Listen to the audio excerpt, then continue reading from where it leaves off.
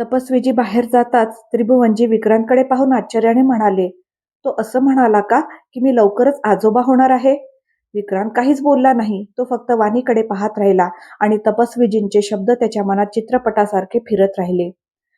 संध्याकाळचे 7 वाजले होते. विक्रांत अजूनही वाणीचा हात धरूनच बसला होता. अचानक त्याला जाणवलं त्याच्या बोटांवर वाणीची पकड किंचित घट्ट झाली आहे. तो बेजान हात जणू काही सांगण्याचा प्रयत्न करत होता. विक्रांत ताबडतोब खुर्चीवरून उठला. तो झुकला आणि वाणीचा चेहरा आपल्या दोन्ही हातात घेत म्हणाला, वाणी, माझं ऐकू येतंय का तुला? डोळे उघड वाणी. वाणीच्या पापण्या हलल्या. ते पाहता सोफ्यावर बसलेल्या लक्ष्मीजी उठून उभ्या राहिल्या. त्या बालकृष्णजींचा हात दोन्ही हातांनी घट्ट पकडून आशेने वाणीकडे पाहू लागल्या. इथे विक्रांत सतत वाणीचा चेहरा हातात धरून तिला उठवण्यासाठी विनवत होता. तो तिला हाक देत होता, पण आता त्याचा आवाज भरून आला होता. असं वाटत होतं की आता जर वाणी उठली नाही तर तो क्षणात रडायला सुरुवात करेल. वाणीच्या पापण्या हलत होत्या, थरथरत होत्या, पण तिचे डोळे पूर्णपणे उघडत नव्हते. विक्रांत वाकून तिच्या कपाळावर आपलं कपाळ टेकवत म्हणाला, प्लीज उठ ना. तुला कल्पनाही नाही या 2 दिवसात तुझ्यासाठी मी किती वेळा मेलो आहे. प्लीज उठ. आता मात्र वाणीच्या पापण्या हलणंही थांबलं होतं. विक्रांत तिच्या चेहऱ्याकडे एकटक पाहत म्हणाला, तू ऐकत आहेस ना मला? वाणी, बोल ना, ऐकू येतंय ना? बोलता बोलता त्याचा आवाज चढू लागला, जणू तो ओरडत होता. तुला काय वाटतं मी तुला रागवू शकत नाही? तुला वाटतं मी शांत बसू शकतो? अजिबात नाही. या 2 दिवसात माझ्यातली सगळी ताकद संपली आणि जर तू नाही उठलीस ना तर मी पुन्हा तोच जुना विक्रांत बनेन. खोलीत एक निर्विकार शांतता पसरली होती. फक्त त्याचा आवाज घुमत होता. लक्ष्मीजींच्या डोळ्यातून सतत अश्रू वाहत होते. माझी शपथ आहे तुला, उठ ना, प्लीज उठ. आता कुठे मला प्रेमावर विश्वास बसला आहे आणि आता जर तू उठली नाहीस तर पुन्हा प्रेमावरचा विश्वास उडून जाईल माझा. विक्रांत. वाणीचा अत्यंत धीमा, थरथरता आवाज विक्रांतच्या कानावर पडला. विक्रांत एका झटक्यात उभा राहिला आणि आशेने वाणीकडे पाहू लागला. पण ती पुन्हा आधीसारखीच निष्प्राण, बेशुद्ध भासू लागली. तो अस्वस्थ नजरेने लक्ष्मीजींकडे पाहत म्हणाला, तिने तिने माझं नाव घेतलं. वाणीने माझं नाव घेतलं. लक्ष्मीजी हैराणीने विक्रांतकडे पाहत होत्या, कारण त्यांना काहीच ऐकू आलं नव्हतं. लक्ष्मीजींच्या नजरेतला अविश्वास विक्रांतच्या लक्षात येताच तो चिडून ओरडला, तुम्हाला माझ्यावर विश्वास बसत नाहीये ना? तिने खरंच माझं नाव घेतलं. तो पुन्हा वाणीकडे पाहत म्हणाला, पुन्हा बोल ना वाणी, प्लीज बोल. वाणी काही बोलली नाही. फक्त तिचे ओठ हलकेसे वळले. एक क्षीण हसू तिच्या चेहऱ्यावर उमटलं. बालकृष्णजी, लक्ष्मीजी धावत वाणी भोवती जमले. Doctor, nurse. विक्रांत मोठ्याने ओरडला. डॉक्टर आणि नर्स धावत आत आले आणि तिला चेक करू लागले. विक्रांतची नजर मात्र एक क्षणही वाणीच्या चेहऱ्यावरून हटत नव्हती. त्याच्या मनात पुन्हा आशा निर्माण झाली होती की वाणी आता ठीक होईल. डॉक्टर अजूनही चेक करत होते. ते काही क्षण शांत राहिले, मग हलकसं हसत म्हणाले, शी इज स्टेबल नाव. तेवढ्यात वाणीने हळूच डोळे उघडले. वाणीचे डोळे उघडलेले पाहताच लक्ष्मीजी भाऊक आवाजात म्हणाल्या, वाणी. आईचा आवाज ऐकताच वाणीने डोळे त्या दिशेला वळवले. आईला पाहताच तिच्या चेहऱ्यावर हलकीशी स्माईल आली. तिला तसं पाहून लक्ष्मीजींनी बालकृष्णजींना मिठी मारली. त्यांच्या डोळ्यातून अश्रू ओघळत होते, पण ते दुःखाचे नव्हते. ते होते समाधानाचे. त्यांची मुलगी ठीक होती, जिवंत होती आणि त्यांच्याकडे पाहत हसत होती. डॉक्टर तपासणी करून बाजूला झाले तेव्हा वाणीची नजर विक्रांतवर पडली. कितीतरी भावना मनात साठवून विक्रांत तिच्याकडे हसून पाहत होता. शुद्धीवर आल्यानंतरचं त्याचं सगळं बोलणं तिने पूर्ण ऐकलं होतं. त्याला पाहताच तिच्या चेहऱ्यावर पुन्हा हसू उमटलं. विक्रांत तिच्या जवळ जात म्हणाला, तू ठीक आहेस ना? खूप दुखत असेल ना? वाणीने हलकेच मान हलवली आणि मंद आवाजात म्हणाली, बुलेट्स लागल्या आहेत तर थोडं दुखणारच ना? असं म्हणत तिने आपला हात विक्रांत पुढे केला. विक्रांत झटकन झुकला आणि तिचे हात दोन्ही हातात घेतले. वाणीने आपला हात उचलून त्याच्या गालावर ठेवला आणि हळूच म्हणाली, मी ठीक आहे, रिलॅक्स. विक्रांतने हो मध्ये मान हलवली. मग अम्माकडे वळून म्हणाला, अम्मा पहा, वाणी ठीक आहे, तिला शुद्ध आली. तो इतका आनंदी होता की त्याच्या चेहऱ्यावरून ते अगदी स्पष्ट दिसत होतं. दुसऱ्या दिवशी वाणी आता थोडं थोडं बोलू लागली होती आणि उठून बसूही लागली होती. डॉक्टरांनी स्पष्ट सांगितलं होतं तिला अजून 8 दिवस तरी हॉस्पिटलमध्येच राहावं लागणार आहे. मात्र वाणी आता कंटाळली होती. विक्रांतने तिला उशीचा आधार देऊन बसवलं आणि स्वतः समोरच्या खुर्चीत बसला. वाणी हसत म्हणाली, माझं डोकं खूप भारी वाटतंय. तिने विक्रांतचा हात पकडला आणि ड्रीप लावलेल्या हाताने केसांना स्पर्श करत म्हणाली, बघा ना किती खराब झालेत.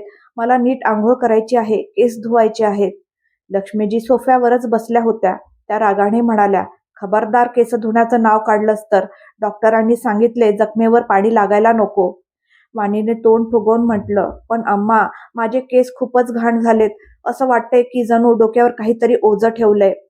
विक्रांत हसत तिच्या जवळून उठत म्हणाला, मी डॉक्टरांना विचारतो. परमिशन मिळाली तर मी स्वतः तुझे केस धुवून देईन. असं म्हणत तो बाहेर निघून गेला.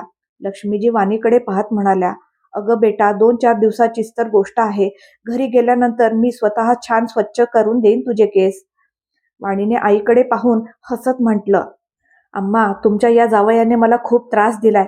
थोडं त्यांनाही कळू दे. जेव्हा कोणी सतत तुमच्याकडून सगळं करून घेतं तेव्हा नक्की कसं वाटतं ते. लक्ष्मीजींनी डोळे मोठे करत विचारलं, म्हणजे मुद्दाम त्याला त्रास देतेस? वाणीच्या चेहऱ्यावर खोडकर हसू पसरलं. वाणी, हे बरं नाही. तो तुझ्यासाठी किती परेशान होता तुला माहीत आहे? माहीत आहे अम्मा, मी बोलू शकत नव्हते पण सगळं ऐकत होते. वाणी शांतपणे म्हणाली. आणि तरी सुद्धा त्याला इतकं छळतेस? लक्ष्मीजी थोड्या नाराजीने म्हणाल्या. वाणी काही उत्तर न देता फक्त हसत राहिली. लक्ष्मीजींना कळलं होतं आता तिची मुलगी काही ऐकणार नाही. तिने विक्रांतला थोडंसं छळायचं मनोमन ठरवलं होतं. शेवटी विषय नवरा बायको मधला असल्याने त्या हसत हसत शांतपणे जाऊन बसल्या. विक्रांत थोड्याच वेळात आनंदात आत आला आणि म्हणाला, डॉक्टरांनी सांगितले तू हेअर वॉश करू शकतेस, फक्त जखमेची काळजी घ्यावी लागेल. वाणीने निरागस चेहरा करत म्हटलं, पण माझे केस मी स्वतः कसे धुवू? विक्रांत हसत म्हणाला, अरे त्यात काय, मी करून देतो ना क्लीन. वाणीच्या डोळ्यात चमक आली. थोड्या वेळात विक्रांत सगळी तयारी करून एक खुर्ची घेऊन बसला होता. वाणी बेडवर पडली होती आणि तिची वेणी तो हळूहळू सोडत होता. लक्ष्मीजी पुन्हा समजावत म्हणाल्या, विक्रांत, तू तुझे 3-4 इंचाचे केस धुवू शकतोस. याचा अर्थ असा नाही की 1 मीटरपेक्षाही जास्त लांब असलेले वाणीचे केसही तू सांभाळू शकशील. अम्मा, होईल ना, काही होत नाही. विक्रांत फक्त या गोष्टीने खुश होता की वाणी ठीक होती, त्याच्याशी बोलत होती आणि दोघांमध्ये सगळं पुन्हा ठीकठाक झालं होतं. तपस्वीजींचं ते बोलणं तो पूर्णपणे विसरून गेला होता की आयुष्यभर त्याची वाणी आता त्याला त्रास देणार आहे. 10 मिनिटांनंतर खोलीचा माहोल हॉस्पिटलसारखा नव्हता तर एखाद्या घरच्या बाथरूमसारखा झाला होता. बेडजवळ मोठा टब ठेवलेला होता. बाथरूममधून आणलेली पाईपलाईन, शॅम्पू, ड्रायर सगळं ठेवलं होतं. वाणी डोळे मिटून बेड लगत ठेवलेल्या स्टूलवर डोकं टेकवून कानात इयरफोन लावून मस्तपैकी गाणे ऐकत निवांत पडली होती आणि समोर खुर्चीवर बसलेला विक्रांत तिच्या लांब केसांना शांतपणे शॅम्पू करत होता. दोघांच्याही चेहऱ्यावर एक हसू होतं. 30 मिनिटांनी विक्रांत अजूनही केस स्वच्छ करत होता. त्याने शॅम्पू इतका लावला होता की त्याचा फेस कमी व्हायचं नाव घेत नव्हतं. फायनली खूप प्रयत्नानंतर त्याला यश आलं आणि वाणीचे केस स्वच्छ झाले. लक्ष्मीजींना विक्रांतसाठी वाईट वाटत होतं. त्यांनी विक्रांतची वाणीसाठीची अस्वस्थता पाहिली होती. आज डोळे बंद करून विक्रांतवर ती या गोष्टीसाठी विश्वास ठेवू शकत होती की वाणीला ह्यापेक्षा चांगला जीवनसाथी मिळणं शक्य नव्हतं.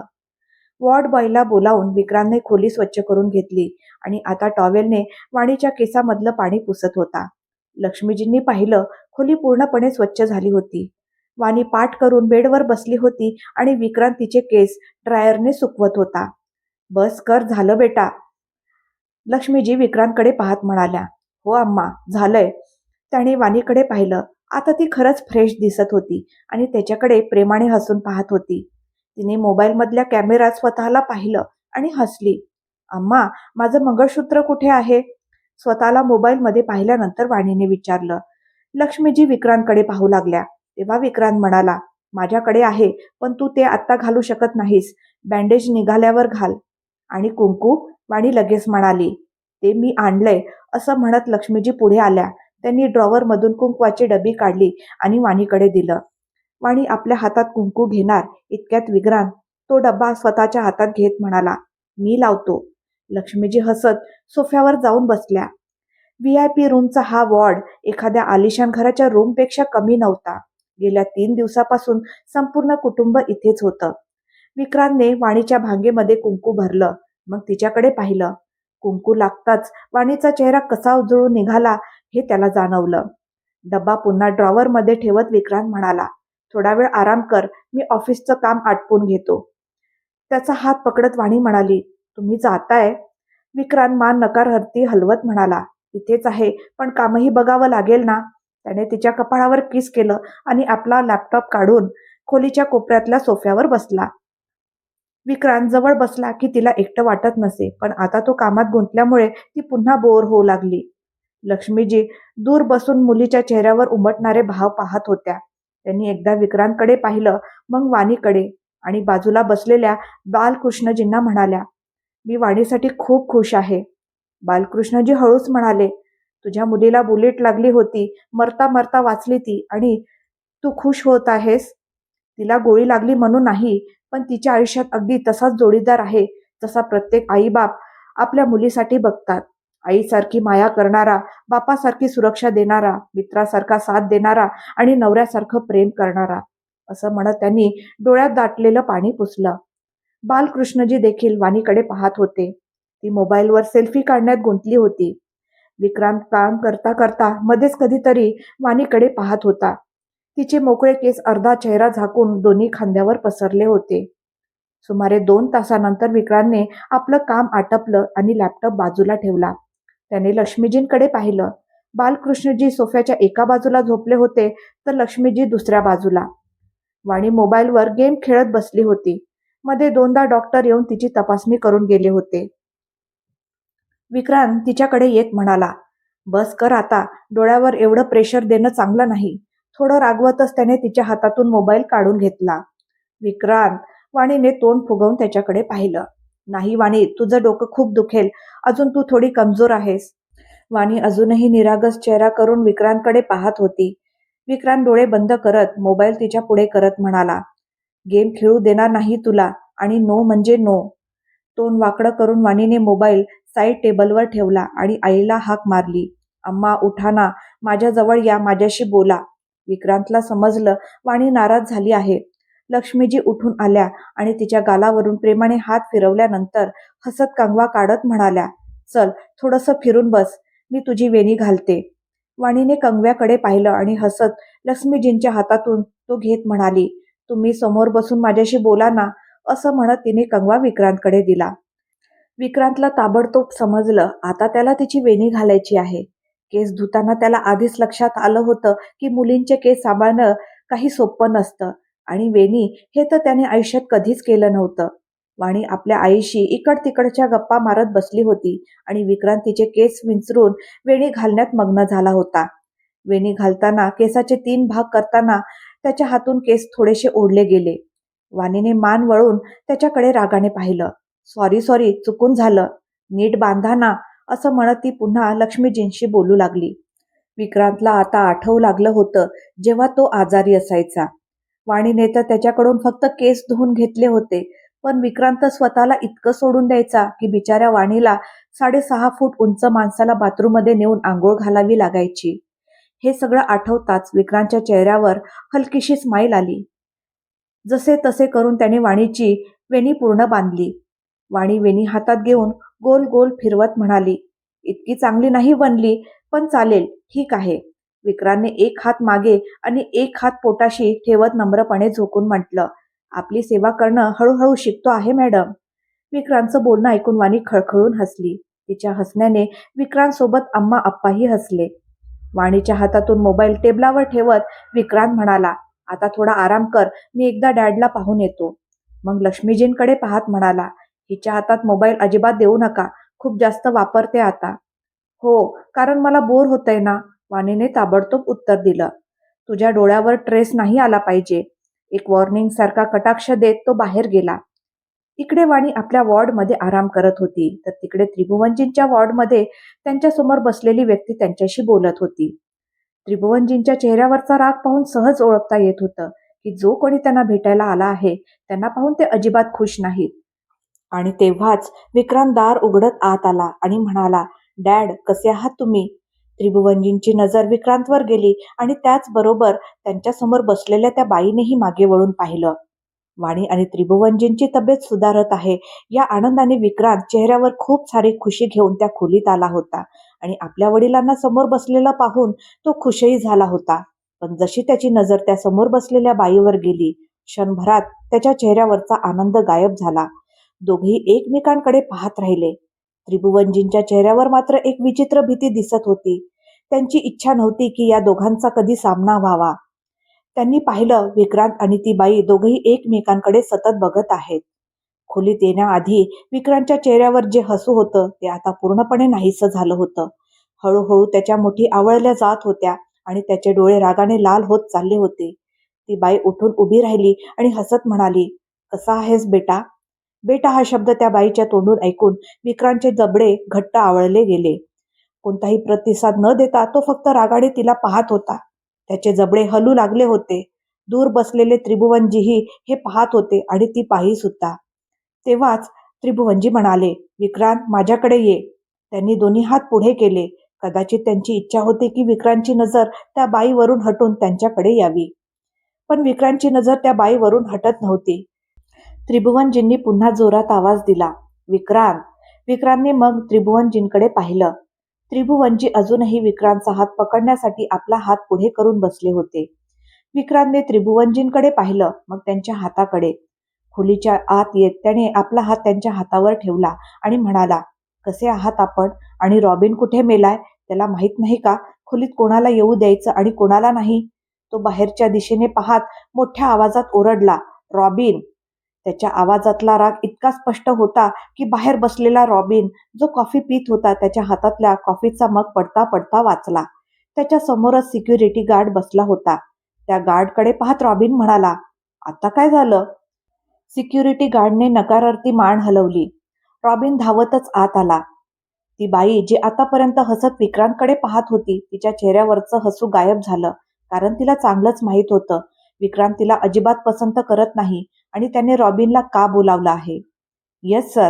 रॉबिन आत येत आपलं डोकं खाली करत म्हणाला, "बहुतेक तुला सिंग कुटुंबाची सिक्युरिटी करणं आता आवडत नाही." विक्रांत किती रागात आहे हे त्याच्या आवाजातून रॉबिनला स्पष्ट कळत होतं.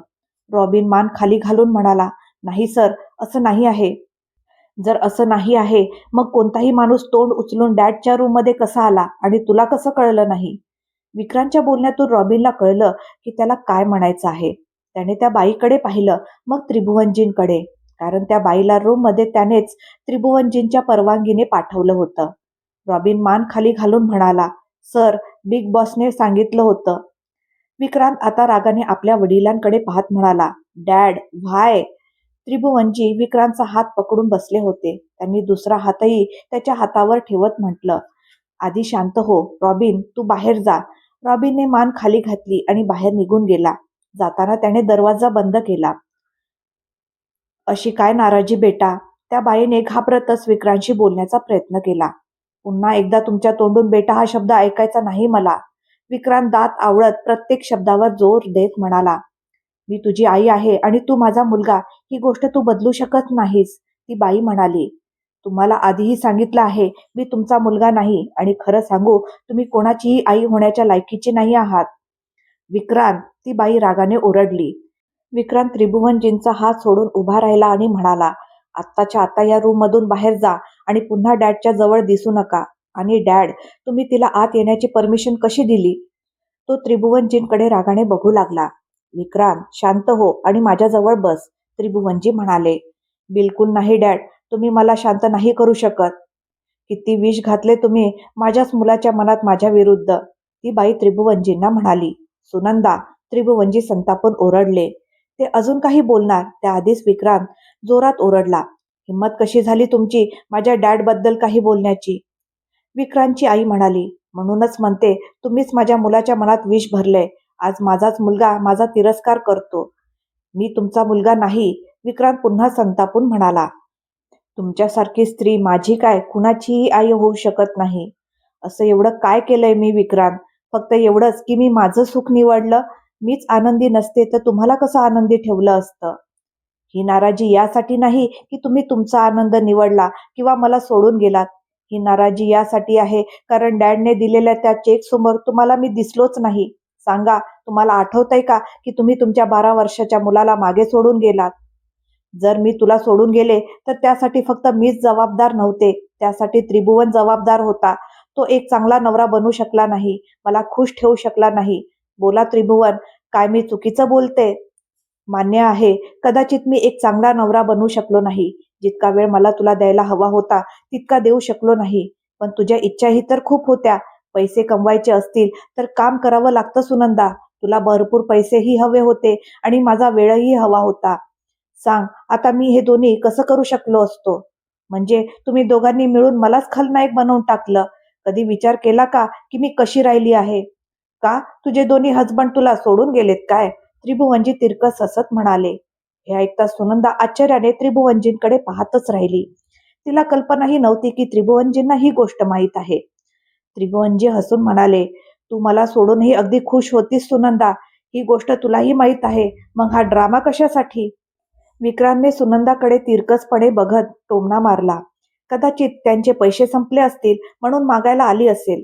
सुनंदा विक्रांतकडे पाहत म्हणाली, हे शिकवलंय का तुम्ही त्रिभुवन आपल्या मुलाला की एका आईशी कसं बोलायचं? तुम्हाला माहित आहे, फक्त आणि फक्त तुमच्यामुळे मी जगातील प्रत्येक बाईला पैशाची भुकेली समजू लागलो होतो. फक्त तुमच्यामुळे मला वाटत होतं की प्रत्येक बाई पैसा मिळाला तर काहीही करू शकते. विक्रांत, पैसा खूप मोठी गोष्ट आहे. माहीत आहे, कमावतो मी पैसा आणि माहितीये त्याची किंमत. पण पैसा नात्यांपेक्षा मोठा नसतो. पण तुम्ही मातृत्वालाही पैशात तोललं. विक्रांत, विक्रांत शांत हो. त्रिभुवनजी त्याचा हात धरून स्वतःकडे ओढत म्हणाले. विक्रांत रागाने थरथरत होता. त्याच्या समोर ती बाई उभी होती ज्यामुळे त्याने कित्येक वर्ष स्त्रियांबद्दल चुकीची धारणा मनात ठेवली होती. रॉबिन, त्रिभुवनजी बाहेरच्या दिशेने ओरडले. दरवाजा बंद असल्याने रॉबिन आत येत नव्हता. त्यांनी बेडच्या बाजूला असलेलं बटन दाबलं आणि रॉबिन आत आला. त्रिभुवनजी रॉबिनला म्हणाले, विक्रांतला थोडा वेळ कॅन्टीनमध्ये घेऊन जा. थोडा रिलॅक्स होईल. Dad please. विक्रांत जो सुनंदाकडे घुरून पाहत होता रागाने म्हणाला. तुझ्या डॅडला नात्यांची काळजी कशी ठेवायची ते चांगलं माहीत आहे. तू जा, मी बोलतो तिच्याशी. असं म्हणत त्यांनी विक्रांतला बाहेर जाण्याचा इशारा केला. विक्रांतने एकदा सुनंदाकडे रागाने पाहिलं. मग वडिलांकडे पाहून तो रॉबिन सोबत खोली बाहेर निघून गेला. विक्रांत गेल्यावर त्रिभुवनजी सुनंदाकडे पाहत म्हणाले, बोल सुनंदा, काय झालं? माझा मुलगा आज तुझ्यामुळे माझा तिरस्कार करतो. सुनंदा म्हणाली. नाही सुनंदा, माझ्यामुळे नाही, तुझ्या स्वतःच्या कर्मामुळे तो तुझा तिरस्कार करतो. त्या 12 वर्षाच्या मुलाच्या तोंडावर तू म्हणाली होतीस, तुला पैसे हवे आहेत, तुझं मूल नाही.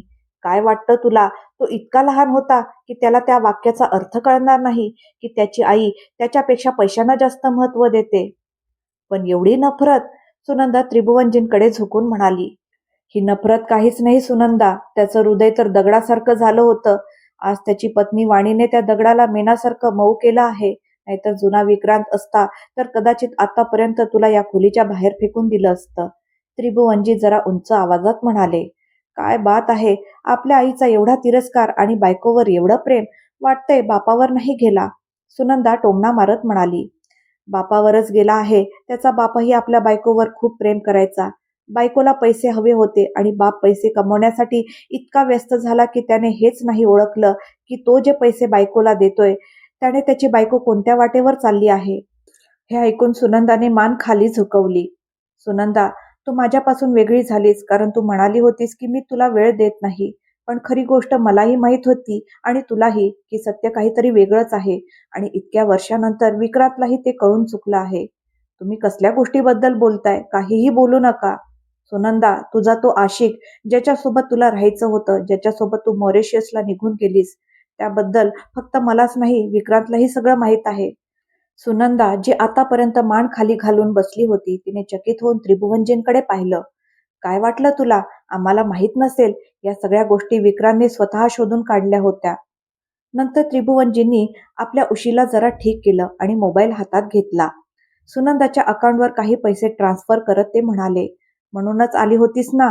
पैसे दिले आहेत मी तुला. आता माझ्यापासून आणि विक्रांतपासून शक्य तितकं दूर राहा. खूप दिवसानंतर माझा मुलगा त्याच्या आयुष्यात खुश आहे. त्याला ते आयुष्य मिळालं आहे जे मी नेहमी माझ्या मुलासाठी मागत होतो. सुनंदाने तिचा मोबाईल पाहिला. त्रिभुवनजींनी 5 कोटी रुपये तिच्या खात्यात टाकले होते. मेसेज बघताच सुनंदाच्या चेहऱ्यावर एक कपटी हसू उमटलं. ती उठून उभी राहिली आणि म्हणाली, कशी आहे त्याची बायको? न्यूजमध्ये ऐकलं होतं की गोळी लागलीये. ती ठीक आहे, पण चांगलं होईल तू तिच्यापासून दूर राहिलंस तर. सुनंदा हसली आणि खोली बाहेर निघून गेली. भेटूया पुढच्या भागात. आजचा भाग तुम्हाला कसा वाटला कमेंट करून नक्की सांगा आणि माझ्या चॅनलला सबस्क्राईब करायला विसरू नका. धन्यवाद.